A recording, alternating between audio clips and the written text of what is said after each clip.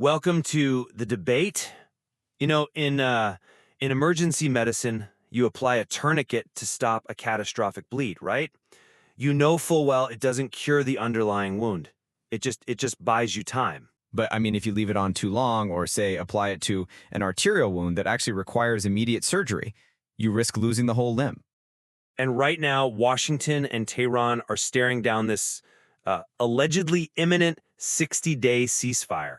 So we have to ask, is the U.S. applying a life-saving tourniquet to the global economy, or just handing a crippled Iranian military the time it desperately needs to heal? And I see this impending deal, specifically Iran agreeing to demine the Strait of Hormuz, as, frankly, a textbook validation of the U.S. economic blockade. Well, see, I look at this exact same 60-day window, and I see a really dangerous tactical retreat.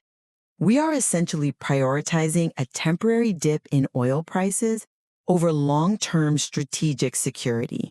You think it's just a retreat? I mean, we are bailing out a regime that was on the absolute brink of collapse. Okay, but let's look at the mechanics of why Iran is even at the negotiating table right now.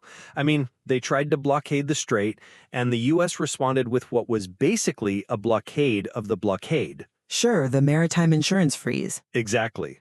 By freezing those secondary maritime insurance markets, Washington made it so foreign tankers just wouldn't touch Iranian exports. It completely suffocated their revenue stream.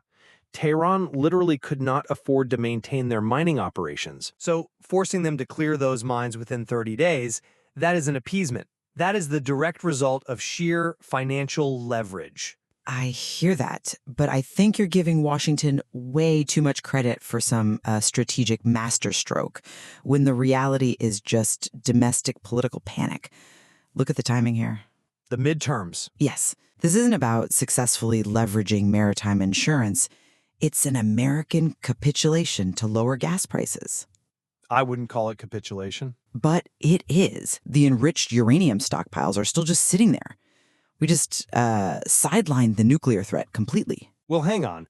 Averting a global energy collapse is a massive, tangible victory on its own, isn't it?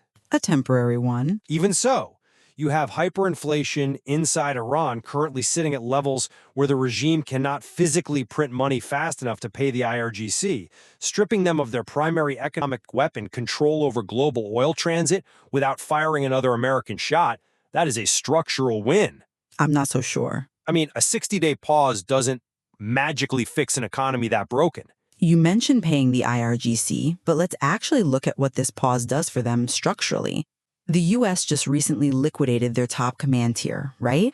Including Ali Khamenei. Right, that was a massive blow. Exactly. And the IRGC is currently operating under Mojtaba Khamenei, who is basically a phantom leader who hasn't fully consolidated public authority yet. A 60-day pause doesn't just stop the bleeding in global oil markets. You're saying it gives them time. It gives the IRGC the logistical breathing room they desperately need to reorganize their command structure.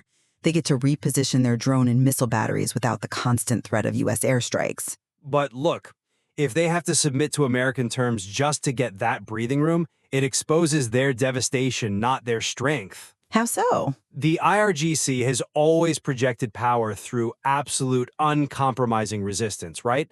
By agreeing to physically remove their own mines from the strait, they are signaling to their proxy networks and their own citizens that they are fundamentally broken. See, I disagree. You applied a tourniquet to the global economy, sure. But you also handed one to Mojtaba Khamenei. For a radicalized military apparatus, surviving is winning. Even on their knees? Yes, because they don't need to project strength right now. They just need to not be destroyed. If the U.S. decides to resume pressure after the 60 days, Tehran will just shut the strait down again. Except this time, their command structure will be intact and their arsenals will be restocked. So it comes down to a trade-off. If the oil flows, the immediate global crisis ends. But that stabilization forces us to weigh a very uncomfortable reality. We are trading the certainty of an immediate global economic rescue for the uncertainty of what the IRGC does in the shadows over the next 2 months. Exactly. I mean, we can certainly agree the oil will flow, for now. The immediate maritime crisis is diffused. but the underlying nuclear and regime infrastructure remains entirely untouched. And that fragility is exactly why this timeline requires such rigorous scrutiny.